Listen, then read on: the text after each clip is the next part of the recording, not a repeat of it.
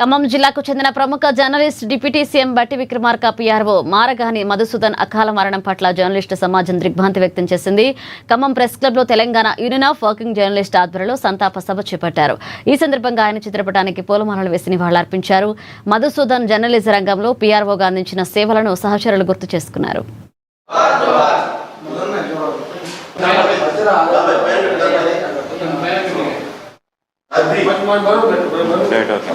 మనం కలుసుకోవడం చాలా బాధాకరమే అయినప్పటికీ కూడా ఇంతకాలం మనతో పాటు పనిచేసి ఇప్పుడు ప్రజా సంబంధమైనటువంటి పోస్టులో ఉండి పిఆర్ఓగా పనిచేస్తున్నటువంటి మధుసూదన్ గారు మన మధ్య లేకపోవడం చాలా విషాదకరమైనటువంటి వార్త. నిన్న మధ్యాహ్నం ఈ వార్త తెలిసిన దగ్గర నుంచి చాలామంది మిత్రులు ఫేస్బుక్లో కావచ్చు, వాట్సాప్లో కావచ్చు, బహిరంగంగా కావచ్చు, ఎదురుగా కావచ్చు, అయ్యో భలే పని అయిపోయింది, అయ్యో ఎంత అన్యాయం జరిగింది అనేటువంటి మాటే అన్నారు తప్ప ఆయన యొక్క గొప్పతనాన్ని, ఆయన యొక్క అంత మృదు స్వభావి అయినటువంటి విషయాన్ని చాలా మంది చెప్పారు. నాకు వ్యక్తిగతంగా ఆయనతో పరిచయం లేదు. ఒకటి రెండు సందర్భాల్లో మదన్నతోనే మాట్లాడినప్పుడు కూడా ఆయన రిసీవింగ్ నాకు చాలా గొప్పగా అనిపించింది, గొప్పగా నచ్చింది. అందరికీ పనప్ప చెప్తూ ఆయన పనిని మోస్తూ మాకు పనిని భారాన్ని తగ్గించే ప్రయత్నం చేసిన మనస్తత్వం కలిగినటువంటి వ్యక్తి అతను. అయితే ఆయన జాయిన్ అయిన కాడి నుంచి కూడా వార్తల కంటెంట్తో పాటు వార్తలు స్పీడ్గా ప్రచురించే దిశగా అన్ని పత్రికలు కూడా వెళ్తా ఉన్నాయని కూడా ప్రచారం జరిగింది. అంటే ఆయన ఏ రకంగా పని విషయంలో నిబద్ధతగా పనిచేసేవాడో,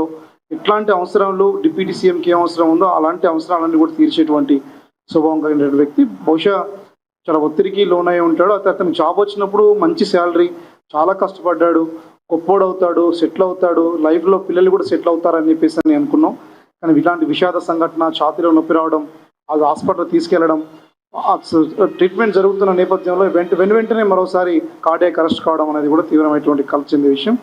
ఈ సంఘటనకు సంబంధించిన తీవ్ర బాధ కలిగించింది. ఈ సందర్భంగా మదన్నకి జోహార్లు అర్పిస్తూ, వాళ్ళ కుటుంబానికి ప్రగాఢ సానుభూతి వ్యక్తం చేస్తూ నివాళులు అర్పిస్తూ ధన్యవాదాలు.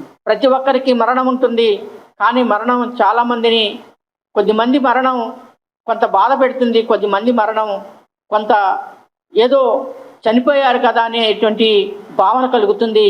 కానీ మన మధ్యలో ఉన్నటువంటి, మాతోటి ఉన్నటువంటి ఏదైతే మదన్న మరణం జర్నలిస్టులకు అందరినీ బాధించినటువంటి సంఘటన, అందరినీ కలిసివేసిన సంఘటన, జర్నలిస్టు లోకానికే కొంత ఇబ్బంది పడ్డ సంఘటన అందరినీ కలిసివేసింది.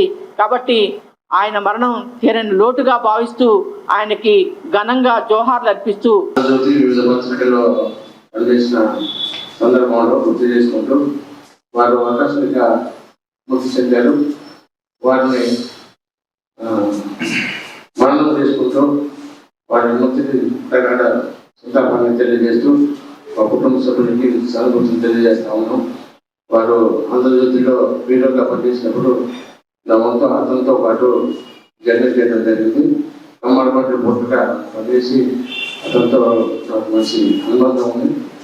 వాళ్ళ వృత్తి వెళ్ళడం చాలా బాధాకరం.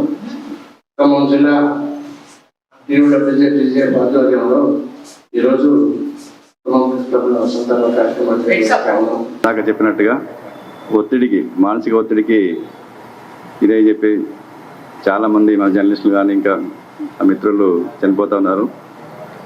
అలాంటి సిచ్యువేషన్ ప్రెస్కి ఫీల్ కాకుండా చూసుకోవాలని చెప్పేసి మన మిత్రులకి తెలియజేస్తున్నాం. ఆయన మరణం నిజంగా నిన్న ఒక ఇంపార్టెంట్ వార్త కొడుతూ కంప్యూటర్ మీద ఉండి ఇందుకో వాట్సాప్ ఒక్క నిమిషంలో ఆయన ఫోటో చూడగానే గుండె జల్లును అనిపించింది. ఎందుకంటే ఈ మధ్యకాలంలో వాట్సాప్లో ఎవరి ఫోటో చూసినా కానీ కింద మనం వినకూడని పదాలతో వస్తుంది. ఈ మధ్యకాలంలో వరుసగా కొనసాగుతూ ఉన్నాయి. ముఖ్యంగా మానసిక ఒత్తిడి అనేది మనిషిని ఈ విధంగా అకాల మరణాలకు గురి చేస్తూ ఉంది. ముఖ్యంగా మన వృత్తి అనేది చాలా నిలకడలేని వృత్తి, మనది చాలా ఒత్తిడితో కూడుకున్న వృత్తి. అటు యాజమాన్యాలకి, ఇటు వ్యవస్థలకి మనం పనిచేసే టైంలో ఇలాంటి ఒత్తిడికి గురయ్యి కుటుంబాలకి మనం దూరం అయ్యేటువంటి జర్నలిస్టులు చాలామందిని చూస్తూ ఉన్నాం. అనేక సందర్భాల్లో మనం ఈ మధ్యకాలంలో బ్రెయిన్ స్ట్రోక్స్, గుండెపోటు లాంటి మరణాలు జర్నలిస్టులు ఎక్కువ వెంటాడుతూ ఉన్నాయి. కాబట్టి మనం కూడా ఒత్తిడి తగ్గించుకునే విశ్వ ప్రయత్నాలు చేయాలి. ముఖ్యంగా మధు గారి ఆత్మకు శాంతి సమాధానం కలగాలని